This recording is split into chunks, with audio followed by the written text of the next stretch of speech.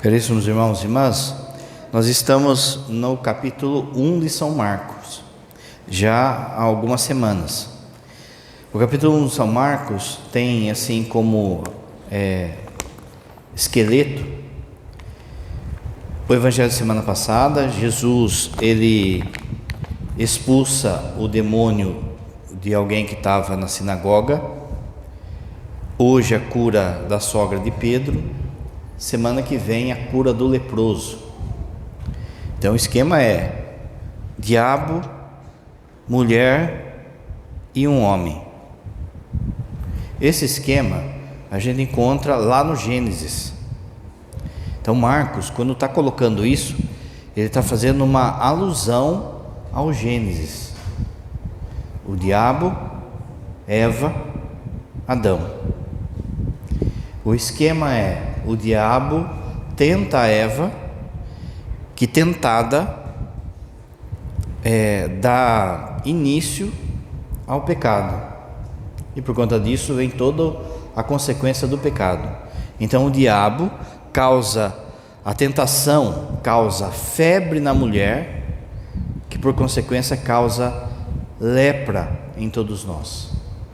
O esquema então é diabo, mulher e homem.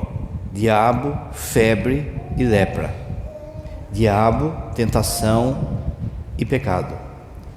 Jesus então, ele vai vencendo um a um desses do inimigo e um a um desses erros. Então Jesus enfrenta primeiro o diabo e vence o diabo. Jesus então vê a mulher com febre e toca nela, que veja, lá no Gênesis, a mulher vai e toca no fruto. É ela que toca no fruto. Aqui não, aqui é Jesus quem toca nela. O fruto da salvação que toca nela e daí traz cura para ela. E na semana que vem é o leproso. O leproso é sempre na Bíblia uma figura dos nossos pecados. A lepra, uma figura dos pecados. Então, esse ter desobedecido a Deus lá no Antigo Testamento, lá em paraíso, trouxe para a humanidade lepra, doença. E aí Jesus vai então, cura as nossas doenças. Esse é o esquema. Hoje o esquema é a febre. A febre, o que é? A febre é a nossa tentação. A febre é que a partir do pecado de Adão e Eva, todos nós agora temos febre, todos. Essa febre é o desejo pelas coisas erradas. A nossa natureza está ferida e ela por muitas vezes não consegue ver aquilo que é certo. E mesmo quando vê o que é certo, ainda escolhe o errado. Por muitas vezes a gente é assim, a gente sabe o que é pecado, sabe o que é errado, mas mesmo assim a gente escolhe o erro. Por quê? Porque a gente está com febre. A febre, ela ainda não é o pecado. A febre é que leva à lepra. Esse esquema que o padre falou da teologia de Marcos. É da febre que passa para a lepra, que daí sim é o pecado. Mas a febre já é uma agitação tamanha que a consequência vai ser o pecado. Se você pensar bem, qualquer coisa que você é tentado, antes você tem essa febre. Você é tentado, você fica assim, mas se eu fazer, você fica argumentando, se eu fazer vai ser bom por causa disso, se eu fizer vai me ajudar nisso, ou então eu não vou levar desaforo para casa, ou não sei. Tudo isso, antes de você fazer de fato, é febre. A febre, o inimigo, não é ele que produz a febre, mas é ele que agita a coisa. Ele percebe quando está com febre, e aí ele coloca todas as ocasiões para você pecar. Ele percebe que você está escaldando aí de calor, de febre, aí ele coloca as oportunidades para que você peque. Então, gente, uma das coisas que você tem que entender é que o maior inimigo da sua salvação não é o diabo, é a gente mesmo. É a gente que deixa as nossas febres tomarem conta. Tomou conta, você não vai conseguir. De modo que quando bate a febre, por vezes, como o padre falou, ele ainda não é um pecado, mas é sim o passo que antecipa o pecado, já está ali no limiar. Então, somente por uma ação grande da graça, como foi aqui, Jesus tocar em nós, é que você não vai se libertar. Agora, se você deixou que a febre crescesse, o passo seguinte vai ser o pecado. De forma que, se você pega aí uma pessoa que está com febre, por vezes ela fica o quê? Ela até fica alienada, alucinada, ela fica vendo coisas se a febre está muito forte. Assim também, a pessoa com febre, ela não consegue entender as coisas. E aí ela começa a ver aquilo que é ruim como se fosse bom. São João, na sua carta, na primeira carta de São João, o apóstolo São João, ele vai falar que a gente tem 3 tipos de febre. Todos nós temos 3 tipos de febre. Dessas 3 febres é que brotam os pecados. Semana que vem, o padre daí vai falar do leproso. O que são essas lepras? Semana que vem o padre vai falar daquilo que a gente chama de pecados capitais. Capital significa cabeça. De 7 pecados nascem todos os outros. São as grandes lepras que a gente tem. Porém, hoje é ainda essa questão da febre. O que nos leva a essa lepra? O que faz aí que a gente caia nos pecados capitais? Então São João vai falar de 3 febres que a gente tem.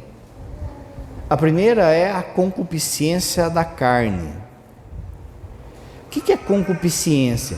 Concupiscência é o seguinte: quando Deus nos criou, Deus criou tudo bom, lembra? Ela estava lá no Gênesis, tudo Deus criou bom, inclusive a gente. Com o pecado de Adão e Eva, isso foi quebrado, isso quebrou em nós. Quando Deus nos criou, então, por exemplo, a nossa vontade estava ordenada para os desejos que nos levam a Deus. Deus deu desejo no nosso coração? Sim, mas esses desejos estavam ordenados para Deus. Ou seja, você ia ter o desejo, por exemplo, de se alimentar, mas é alimentar da forma correta, porque isso estava orientado para Deus. Você ia ter o desejo em relação a outra pessoa, para casar com a outra pessoa, Deus deixou isso. Só que agora, com a concupiscência, esse desejo está desordenado.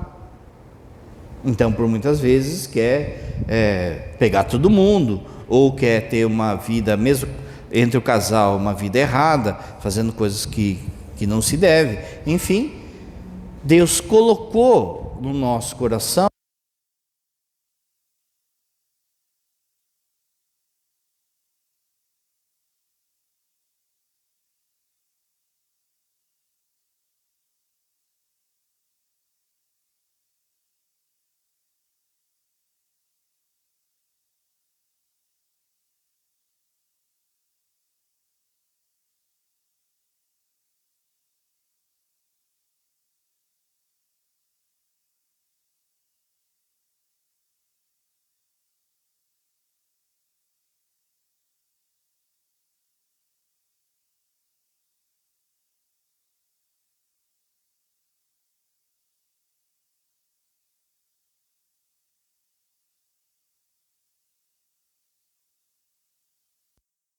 qual é a primeira febre que a gente tem, vai dizer São João? 3 febres a gente tem, 3 desordens a gente tem. Qual é a primeira desordem que a gente tem? A da carne. Olha só, impulso para gratificar os nossos sentidos. O que entra aí? Prazer sexual, bebida errado, a comida, bebida errada, a bebida, o descanso, tudo isso é concupiscência da carne. Ou seja, a gente é tentado aí na sexualidade, no comer demais, no comer de menos, no dormir demais, no dormir de menos, na preguiça, no ativismo, na busca do prazer. Tudo isso é a primeira febre, concupiscência da carne. Quando a gente fica com essa febre, cai. Veja, nunca, vou pegar um exemplo, nunca é um adultério, começa dia um fala, vamos no motel. Primeiro vai ter que ter febre. Começa com frescurinha, com mensaginha, com gracinha, com abracinho, não sei o que, pronto. Da febre, chega na lepra. Assim qualquer outro pecado relacionado à carne. Então há um impulso nosso de nos satisfazer. Essa é a primeira febre. Essa primeira febre, ela deriva lepras. Na semana que vem, quais as lepras que derivam da febre da carne? A luxúria, como o padre falou, os pecados que vêm da sexualidade, a gula, a preguiça, comportamentos aditivos, ou seja, a pessoa quer satisfação do corpo, ela quer a zona de conforto dela. Que relação que ela tem com outros pecados? Adultério, fornicação, danos ao corpo, ao próprio corpo, ao corpo do próximo. O que essa febre faz em nós? Qual é a consequência se a gente deixar que essa febre tome conta da gente? Primeira coisa é a perda da graça. Você perde a amizade com Deus. Por exemplo, todo pecado sexual é pecado grave. Qualquer pecado sexual é pecado grave, porque a matéria é grave, a febre é grave. Então veja, entra tudo: pornografia, masturbação, adultério, fornicação. Qualquer diferença de um e outro. Adultério é quando pelo menos um é casado. Fornicação é quando os dois são solteiros, mas estão tendo relação. Homossexualismo, bestialismo, pedofilia. Qualquer febre que vem da sexualidade é pecado grave. Perca da graça. A gula, não só de comer muito, mas também de comer de modo ostensivo, sabe? De não ver a hora de acabar, não come até ter o fim, sabe? Criança de pobre, quando vai compra no mês, aí a mãe compra lá a tigelinha de Danone, assim, ó, e fala assim, tem que durar até o mês que vem, não é? Dura quanto dia? Não é? Ele não para de comer enquanto não vê o fim. Também é gula. Também é gula quando a pessoa paga absurdo para comer comida aí, porque é chique, porque é lá daquele programa lá, porque é isso, ostenta aquilo ainda, coloca como ostentação. Também é pecado da gula você pagar preços altos em relação à comida, sendo que tem muita gente que está passando fome. Também cai nisso quando a pessoa também come de menos, né? Hoje em dia tem a turma aí que enfia o dedo na goela para manter a silhueta, come depois, né? Para manter a silhueta é pecado, é febre. Tudo isso, então, o dormir, a questão do dormir, sabe aquela hora que bate o seu celular, daí você aperta lá para 10 minutos? Mas 10 minutos, meu, é febre. A hora que você bobeou, você dá aquela dormidona assim, ó, e você vai ver no relógio, já passou 40 minutos. Tudo isso vai causando então a febre em relação à nossa carne, ao nosso corpo. Nosso corpo daí começa a querer ser coisa boa só. Quer não aquilo que é necessário, mas aquilo que satisfaz a gente, como o padre falou. Em vez da coisa estar ordenada para Deus, ela está ordenada por próprio prazer. Febre vai dar lepra. Traz também problemas sociais, de relacionamento, de saúde. Muito bem. Qual é o remédio? Quais são os remédios quando a gente tiver com febre da carne? A primeira coisa é vida de oração.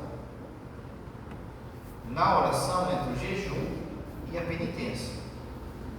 Muita gente chega lá na confissão e fala assim, padre, eu não consigo sair desse vício da bebida, da droga, tudo entra aqui, gente. Do jogo. Eu não consigo sair desse vício da masturbação. A primeira pergunta que o padre tem que fazer é: você está rezando? Não, ou de vez em quando, então não vai sair, pai. não vai sair. Se não rezar, não vai sair. Por quê? Ele precisa tocar em você. Você sozinho não sai da fé. Ele precisa tocar em você. A primeira coisa é a vida de oração. A segunda coisa, para que você saia da febre, da carne, as virtudes que são contrárias a essas coisas que o padre falou. Então, por exemplo, se você está tentado na sexualidade, você tem que buscar a virtude contrária. Qual é a virtude contrária? Castidade. Então, vou estudar sobre a castidade. Eu vou colocar em prática o que eu estudei. Ou seja, não posso ficar olhando para a turma na rua, não posso ficar com conversinha, eu tenho que tomar cuidado com aquilo que eu vejo na internet, tomar cuidado com aquilo que eu vejo na televisão, eu tenho que tomar cuidado com as minhas conversas lá no serviço, conversa de zap, eu tenho que fazer meios de castidade. Se é da comida, eu tenho que ter temperança. A virtude oposta para a gente comer a justa medida é a temperança. Lembra tempero, não lembra? Se você põe tempero demais na comida, você perde a comida. Se você também põe o tempero, você tem que pôr a medida certa. Então, você tem que ter a medida certa em relação ao sono, a sua sexualidade vivida entre o casal, o seu descanso, a sua comida, a sua bebida. E disciplina, né? Não tem santo sem disciplina. Se você não entender que precisa ser regime de quartel na sua alma, tem que ter disciplina, tem que ter hora para acordar, hora para rezar, hora para fazer o trabalho, você tem que ter autodisciplina. Se você acordar a hora que você quiser, comer a hora que você quiser, vai comer porcaria, ou vai, entende? Fica tudo zoado. Você não pode chegar no serviço meio-dia, por exemplo, quando é para entrar às 8. Aí o patrão fala assim: mas por que você veio agora? Ah, porque eu fiquei na cama rolando lá, e aí eu vim agora. Ele já vai falando: você passa na RH. Você tem que ter disciplina para ir no serviço, não tem? Você tem que ter disciplina para vencer a febre da carne. Mas o grande remédio das 3 febres que o padre vai falar, desde já você tem que entender isso. O grande remédio para as 3 febres se chama sacramento. Sacramento. Por quê? Vamos entender. Você viu que Jesus tocou nela. Então, para a gente ser curado da nossa febre, Jesus tem que tocar em nós. E isso não pode ser balela, não pode ser assim simplesmente uma fala, assim: ah, Jesus tocou em mim. Não, tem que ser algo concreto, de verdade. Como é que Jesus toca em nós? Pelo sacramento. Os sacramentos são guarda isso, uma extensão do corpo de Cristo. Cristo age hoje no nosso meio pela via dos sacramentos. Lembra quando Jesus fala assim: é preciso que eu vá para que o outro paráclito venha, porque é bom para a salvação de vocês que o outro paráclito venha. Por que era bom que Jesus enviasse o Espírito Santo? Porque o Espírito Santo vai fazer isso que o padre vai falar. Presta atenção. Quando Jesus estava aqui na terra, o corpo dele estava em Jerusalém. Quando ele estava em Jerusalém, o corpo dele não estava em Belém. Quando ele estava em Belém, o corpo dele não estava em Nazaré. Um corpo ocupa um só lugar, não é isso? Agora, como o Espírito Santo veio, o Espírito Santo faz com que o corpo de Jesus, o mesmo corpo, esteja em vários lugares ao mesmo tempo. Quando você, por exemplo, quando o padre consagrar a âncora, vai ter um monte de hóstia ali, né? Se perguntar para você assim, quem é que está ali? Você vai falar, é Jesus que está ali. Você não vai falar que é Jesuses. Cada hóstia é um Jesus. É Jesus que está ali. Mas quando o padre distribui a hóstia para você, o mesmo Jesus está no coração de cada um. Por quê? Porque o Espírito Santo agora ele leva o corpo de Jesus em vários lugares ao mesmo tempo. Para que acontece isso? Para que ele toque na gente. O mesmo Jesus que está aqui, que vai estar lá na África, que vai estar lá em Roma, que vai estar na Argentina, que vai estar na outra comunidade nossa aqui. Mas ao mesmo tempo ele é o único dentro do seu coração. Por quê? Porque é ele que toca aí. O sacramento é isso, então, é a presença real dele, através do Espírito Santo, que toca em você.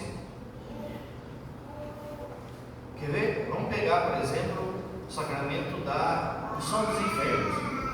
A pessoa vem doente. A igreja entendeu, a partir desse evangelho, e de algo que a gente leu essa semana, que foi na missa, Jesus envia os apóstolos e fala assim: curai os doentes e passai o óleo santo neles.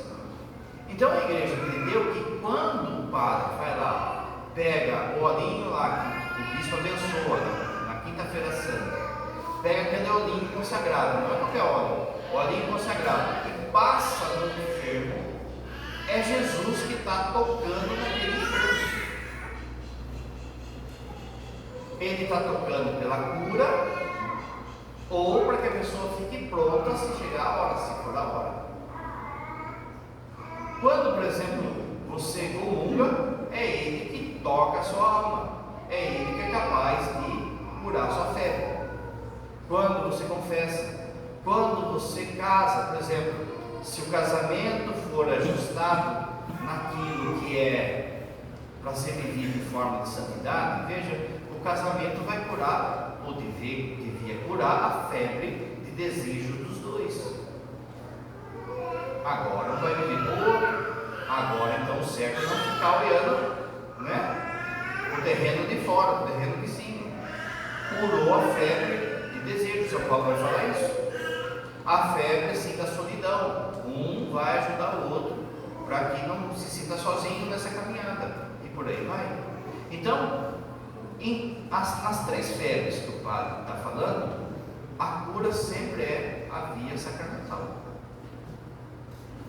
Você quer curar da febre sua da sexualidade, da bebida, da comida, é comungar, confessar, é buscar essa cura através da via do sacramento. Segunda febre, concupiscência da carne, a primeira. A segunda é concupiscência dos olhos. É aquilo que a gente é zoião, é aquilo que a gente fica desejando a partir dos olhos. Então o que entra aí? Impulso de uma atração desordenada às coisas, às aparências, à beleza. O que brota daí? Pensa só, qual pecado será que brota do cara ser zoiudo? Primeira coisa, você lembra, é inveja, não é? Por que a gente tem inveja no nosso coração? A frase é essa: a gente tem, todo mundo tem inveja. Quando você fica olhando para as pessoas e se compara. Se comparou, está o bichinho da inveja. Por que meu vizinho não vai na missa e tem esse carrão? Por que o meu vizinho aqui não vai na igreja, parece que tudo está certo e eu só me ferro? Se comparou, inveja. Por que essa moça é bonita e eu não sou? Por que esse rapaz é bonito e eu não sou? Por que ele é inteligente e eu não sou? Por que isso? Por que aquilo outro? No fundo você olhou algo e percebeu que você não tem aquilo. Isso brota então a inveja. Esse zoião também faz com que a gente busque as coisas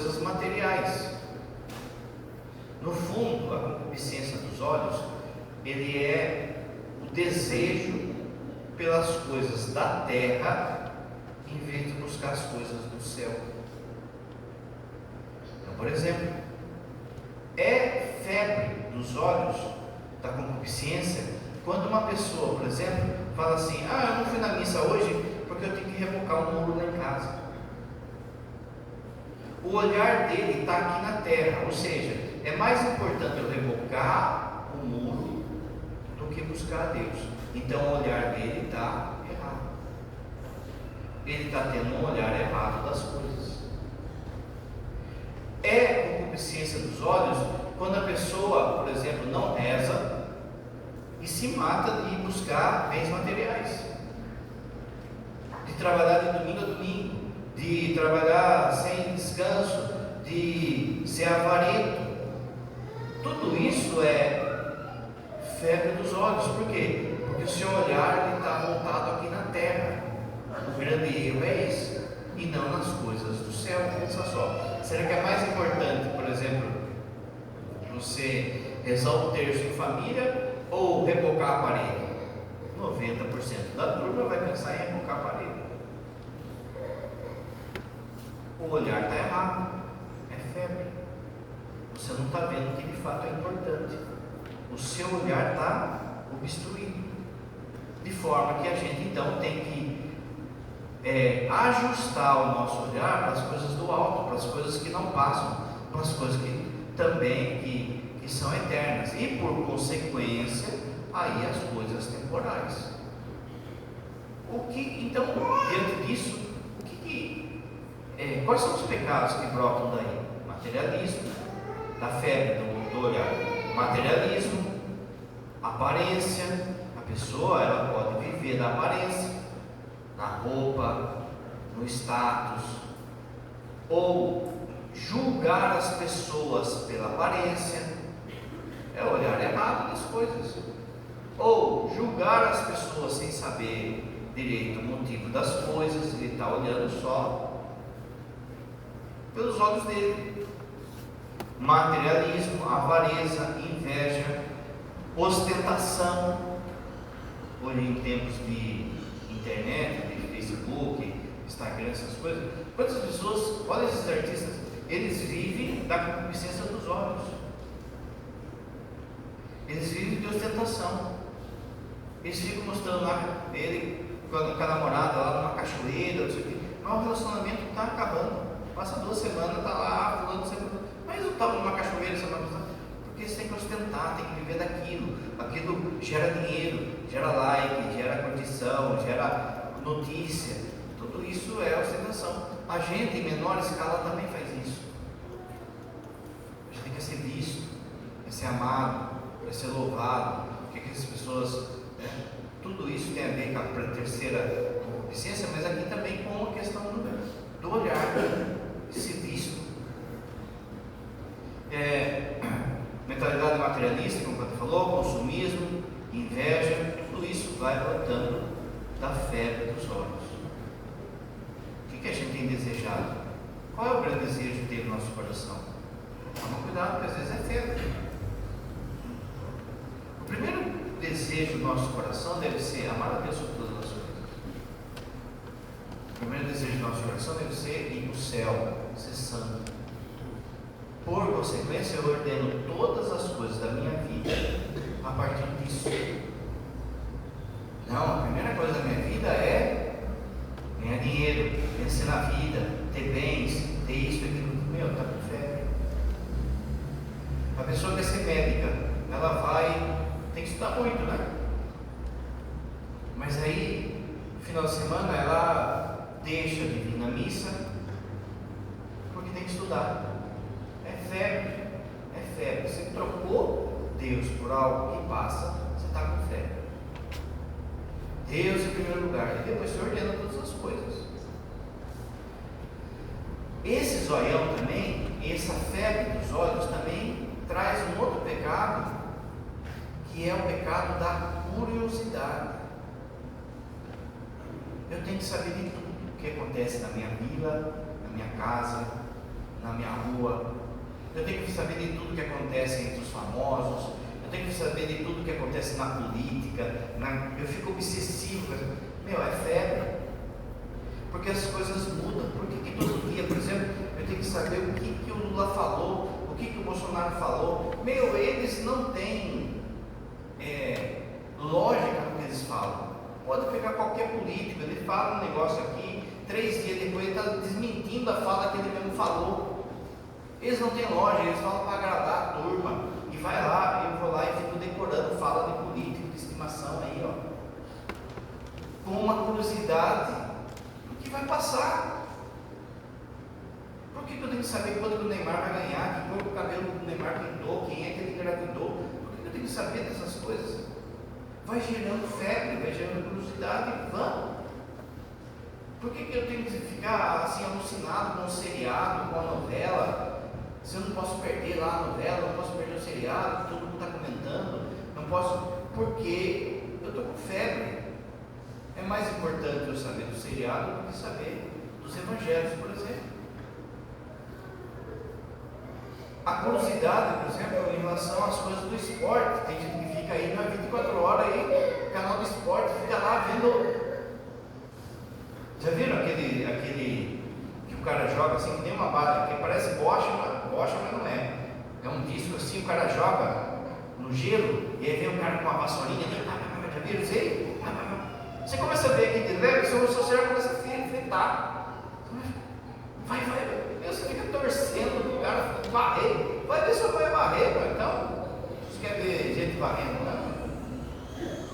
Vai fritando a cabeça lá, depois o cara chega na confissão e fala assim, pode não ter o tempo para rezar. Mas estava lá assistindo ping-pong, assistindo a 3ª divisão da Rússia. De novo, claro, você pode assistir, mas a primeira coisa da nossa vida é as coisas que não passam. Já rezei, já fui na missa, já estou em dia com a palavra, então vou descansar, então vou fritar minha cabeça. Vai até lá, meu, por concupiscência dos olhos. Quais são os remédios? Oração, sacramento, sempre. Gratidão.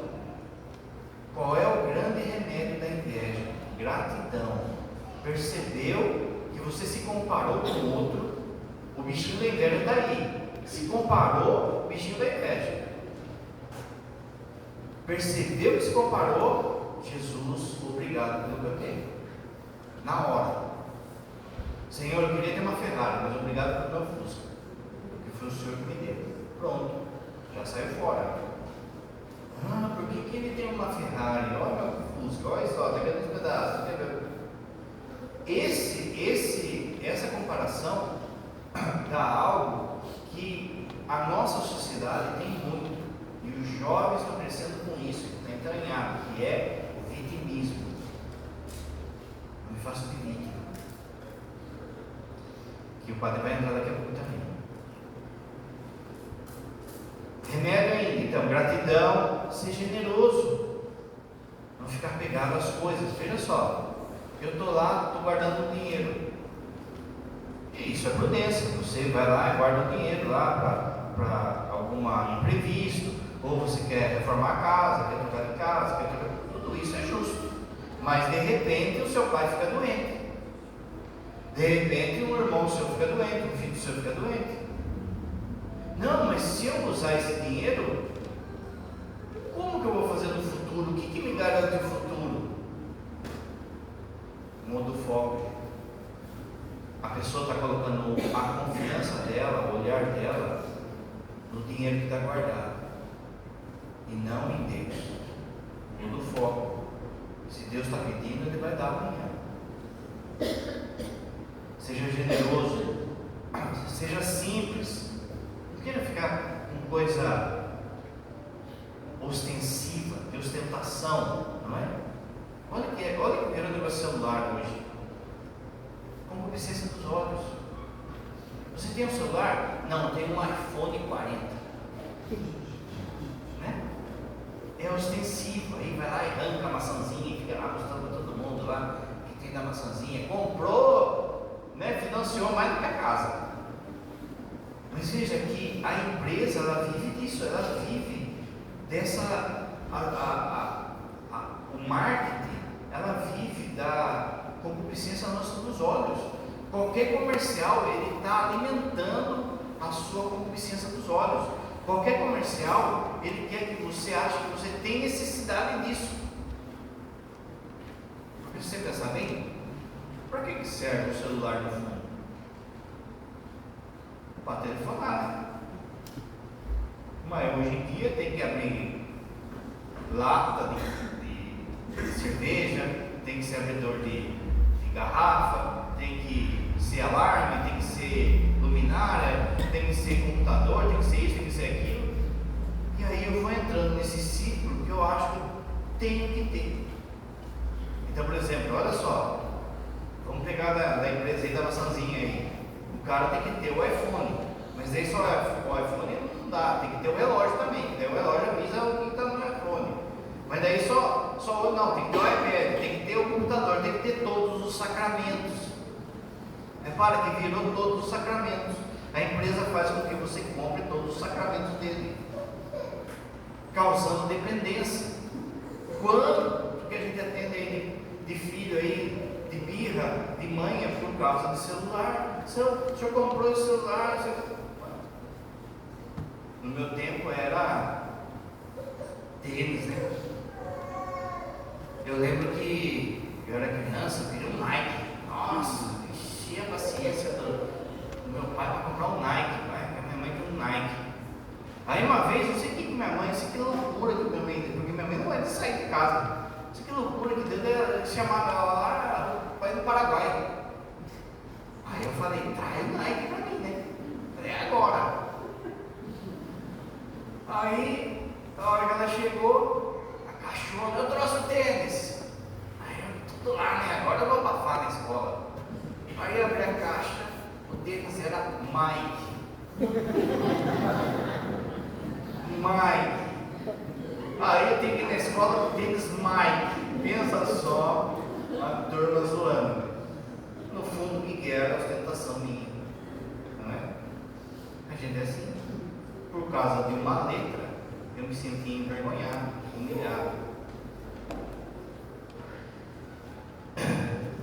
Seja simples, tenha a simplicidade das coisas. Mas toma cuidado, que mesmo na simplicidade pode ter febre do olhar. A pessoa às vezes pode querer ostentar que ela é simples. O que significa isso? Por exemplo, o cara é ricão lá, tal, e ele quer mostrar que ele é simples. Então, o filho dele está lá com chinela havaiana que solta tira. Não, tem que mostrar que a gente é simples. Não, gente, a simplicidade não é relaxo. A simplicidade é ter aquilo que é necessário só. Aquilo que é próprio. E não simplesmente, eu sou simples, então vou na missa com o cofrinho aparecendo. Não, gente, você vai na missa, tem que vir de acordo aqui. Porque Deus vê o coração. Então, ele não quer ver o seu corpo, ele quer ver o coração. Terceira febre, que é a pior. A primeira é a concupiscência da carne. A segunda é a concupiscência dos olhos. E a terceira, soberba da vida. No nosso coração tem um bichinho tenebroso aí, ó, que se chama eu, ego. Esse bichinho, como o padre falou, ele quer satisfazer a você mesmo. E você, por muitas vezes, vai pisar nas pessoas, vai humilhar as pessoas, vai deixar as pessoas de lado, vai matar as pessoas por causa desse bichinho. Esse ego, esse eu, é a grande febre que a gente tem. Mexeu no ego, mexeu no meu eu, pronto, aparece um monstro. A soberba da vida, ela tem origem numa autoimagem inflamada, um desejo de superioridade. Aqui presta atenção. O orgulho, a soberba, não é só quando você quer ser mais do que os outros. A soberba é quando você alimenta esse eu, quando você alimenta o seu ego, e você usa da energia das pessoas, da palavra das pessoas, para que esse ego seja alimentado. Então, essa soberba da vida, ela pode vir quando você quer ser mais do que os outros, para que todo mundo te elogie, todo mundo te louve, todo mundo fique paparicando você, e aí você se acha o cara. Mas também pode ser quando você quer ser menos do que os outros. Então o vitimismo também é soberba da vida. O se fazer de coitado também é soberba. Veja, a pessoa que é soberba porque ela quer ser mais do que os outros, é fácil de identificar. Você percebe rapidinho uma pessoa que quer ser mais do que os outros, porque irrita todo mundo. Todo mundo fica irritado com uma pessoa que, sabe? Agora, nesse nosso coração tem esse bichinho do eu aí, que quer ser alimentado, que quer ser visto. Então, se eu cair nessa de querer ser mais do que os outros, todo mundo vai perceber, e aí eu vou acompanhar. Então, o que eu faço? Eu vou com falsa humildade, com vitimismo. Ninguém gosta de mim. Ninguém, nada dá certo na minha vida. Só eu que sofro. Só eu. Aí, por exemplo, um encontra com o outro e começa a falar só da desgraça, fica disputando quem está sofrendo mais, sabe? Tudo isso é orgulho escondido, gente. Por quê? Porque a pessoa quer confete. Nossa, como você sofre, né? Coitadinha de você, Deus não olha para você, ninguém olha para você, e a pessoa vai subindo assim, e ela fica lá com aquela carteira de... Isso tem muito. Isso tem muito. Essa soberba disfarçada de vitimismo faz com que a pessoa se feche em si mesma. A pessoa, por exemplo, vamos supor, não pode falar da lâmpada, tem que trocar a lâmpada, tem que trocar a lâmpada. Às vezes tem alguém aqui que é eletricista, mas daí a pessoa não se mexe. Por quê? O padre tem que pedir, a comunidade tem que pedir para mim. Então você tem que fazer uma carta para a pessoa: fulano de tal, eletricista, por obséquio, o senhor poderia dar a clareza da vossa luz e das vossas mãos e trocar a lâmpada? Aí a pessoa olha assim: está faltando uma via, tem que ter duas vias, deu? No fundo a pessoa sabe fazer algo e não aparece, porque ele quer que a pessoa venha. Vai lá, a gente precisa de você. Sem você a catequese não vai ser igual. Sem você a paróquia não é igual. É orgulho, gente. É o eu alimentando o eu. Ele espera que alimente. O eu dele se mexe. Fala para mim se é vida de santo isso. O eu, ele pode ser alimentado, esse orgulho é alimentado como? Querendo ser mais, querendo ser menos, e agora vai pegar todo mundo. A terceira coisa é febre da soberba da vida, quando eu quero controlar as coisas. Aí pega todo mundo. Quando você quer que as coisas saiam do seu jeito, na sua hora. Não fez, o chicote estrala. Muito pecado seu é derivado disso. Às vezes a raiva, a ira, a angústia, a tristeza, a euforia pode estar sendo consequência do orgulho e do controle. Quando as pessoas não fazem o que eu quero, quando escapa da minha mão, aí, por exemplo, eu fico irado, aí sobra para quem estiver na frente. Quando as pessoas não fazem o que eu quero, aí eu fico triste. Quando as pessoas não fazem o que eu quero, aí eu como demais, durmo demais, desconto na bebida, desconto na droga. pode ver aí que é a raiz de muito pecado nosso, o desejo de controle. Mas veja, a gente não é Deus, gente. Você, eu e você, a gente não é o Todo-Poderoso. As coisas vão sair do controle, presta atenção. Você está vindo aqui na missa, você está rezando por sua semana, mas saiba que muita coisa vai sair do seu controle essa semana. E você então vai ter que ter fé nele, porque ele está cuidando de tudo.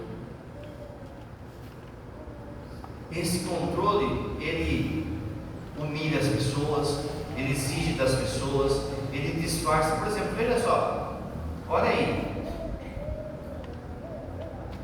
quando uma pessoa atrasa, ela é irresponsável. É um responsável, atrasou de novo, e não veio, e não sei. Quando você atrasa, não, mas eu tenho muito compromisso, é que não dá tempo, está vendo? Olha como muda o discurso. No fundo, controle do tempo, da hora, das coisas. A mulher vai no atendimento e fala assim: o padre, lá em casa está o inferno, meu marido, meus filhos, e não sei o papagaio, não sei o que, blá blá blá. Aí eu fui no médico, o médico falou assim: você não pode ser contrariada, senão você vai morrer. Eu falei: então você morra.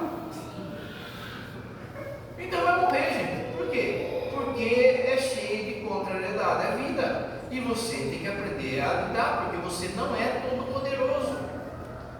Você não controla todas as coisas. Lembra daquele filme O Todo Poderoso? O cara reclamava de Deus, né? Que Deus ajudava ele, isso aqui, que nada. O que Deus faz? Está aqui então, você tem o meu poder aí durante o dia, né? Meu, só fé e borrada. Porque quando a gente reclama, murmura, a gente está falando assim: Deus, o Senhor não sabe fazer direito a minha vida. Dá o seu poder para mim, que eu vou arrumar tudinho. Orgulho, gente.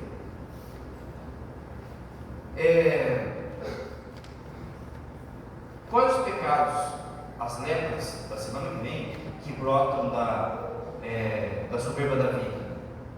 Arrogância, vaidade, teimosia, ira, inveja, avareza. Qual a consequência disso? A separação de Deus e a cegueira espiritual, ou a dureza de coração. Deixa eu falar para vocês uma história. Tem um padre que ele está caindo nisso.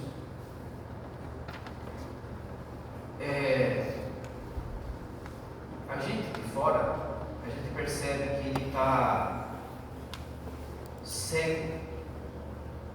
Ele não está caindo em sexualidade, não está caindo em droga, não está caindo em bebida.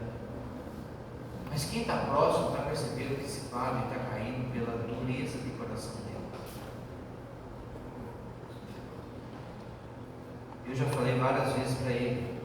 Outros padres falaram: padre, tem que mudar, muda o foco, para de ser estúpido, para de ser grosso, para de ficar tratando mal as pessoas. Não, mas eu estou certo.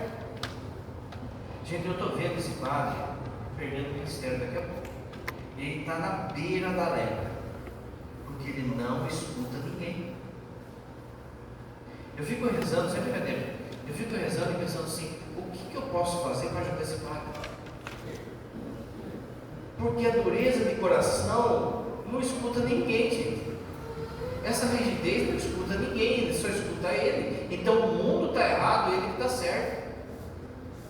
Então, eu fico pensando: bom, se o bispo trocar ele de lugar, não vai adiantar. Por quê? Porque ele carrega tudo isso para lá, está aqui dentro dele. Se ele for punido, é perigoso ele pegar e achar que está perseguindo ele, a igreja está perseguindo ele, a igreja está errada, ele que está certo. Eu fico pensando: o que tem que fazer? Não sei. Você com certeza conhece pessoas assim. A pessoa, todo mundo está vendo, você vai se machucar com isso. Não vai por aí, mas não escuta. Eu estou certo, eu sei fazer, eu que sei, eu que sei. Meu, eu estou vendo esse padre perder o ministério dele, está à beira da lepra. Mas olha a febre que faz na pessoa. Ela está certa, o mundo está errado. Será que quando as pessoas vêm, por exemplo, falar para você uma coisa, vem um e fala, olha, sei lá, seja mais manso. Aí vem outro e fala, viu, você tem que falar mais no jeito das pessoas. Aí vem mais um e fala, vem mais um e fala, meu, se tem 4, 5 pessoas falando uma coisa para você, você tem que se ligar. Você tem que pensar assim, meu, a turma está vendo algo que eu não estou vendo, então eu tenho que mudar. Não, nasci assim, vou morrer assim. Então vai para o inferno assim, gente. A gente nasceu para ser mudado por Deus, e não para ficar na teimosia. E isso é próprio de quem? Quem é orgulhoso. Olha quanto marido aí que não vem na igreja, que fica fazendo drama em casa, e bebe, e xinga a mulher, não sei o quê. Por quê? Porque é um coração duro desse jeito, é orgulhoso. Quais são os remédios para quem, aliás, antes disso, qual é a consequência? Perca da graça, cegueira espiritual. Olha agora, isolamento. A pessoa se isola, esse padre está se isolando. A pessoa se isola, por quê? Porque o mundo está errado e eu estou certo.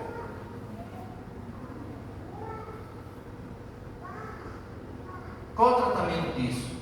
Reconhecer os limites, reconhecer os erros. Você precisa ter a humildade de falar, errei, não sei fazer, me ensine. Reconhecer os seus limites, você não sabe tudo, você não nasceu pronto, você precisa da ajuda das pessoas. Arrepender-se, viu que fez algo errado, me desculpe, perdão, não cai pedaço você falar perdão. Orientação espiritual, por quê? Porque o padre, o diácono, a pessoa vai vendo por vezes coisas que você não está vendo. Como o padre falou, a cegueira espiritual não deixa que a pessoa veja algo que está todo mundo enxergando. Na orientação espiritual, o padre vai lá e fala, Deus, tem que mudar isso. Oração, confissão, sacramentos, humildade, simplicidade, obediência. O Padre Pio fala assim que o demônio, ele até se disfarça de humilde, mas de obediente nunca. Você quer saber quando uma pessoa é humilde? Veja a atitude dela quando ela é corrigida. É na hora da correção que você vê se a pessoa é humilde de fato. Se a pessoa ficou batendo boca, se a pessoa ficou se justificando, se a pessoa ficou apontando para outro, está lá um orgulhoso. Já falei, eu vou falar de novo, aqui na paróquia tem muito disso. Você corrige, se aponta para outra pessoa. Ah, mas foi fulano, ah, mas não sei o quê, ah, não sei o quê. E às vezes a turma pensa que a gente padre não conversa na casa, né? Bota a palavra na boca do outro padre, ah, mas foi o padre Belão, foi o padre Wellington, foi não sei quem que falou, foi o padre Neto que falou. Aí chega na casa, eu pergunto, você falou tal coisa? Não. Errou? Padre, erramos. Eu não quero saber que, sei lá, não passou a toalha. Tá bom, padre, não foi passado. Semana que vem vai estar passado. Pronto, acabou. Mas o nosso orgulho fica justificando, porque isso, porque aquilo outro, porque aquilo outro. Humildade, simplicidade, obediência e por último serviço ao que sofre. Sempre tem alguém sofrendo mais do que a gente. Para de dar uma vítima e olha para quem está sofrendo, que está precisando da sua ajuda. A sua cura depende do tanto que você curar as pessoas. Quanto mais você tocar nas pessoas, mais Jesus vai tocar em você. Creio nos Pai.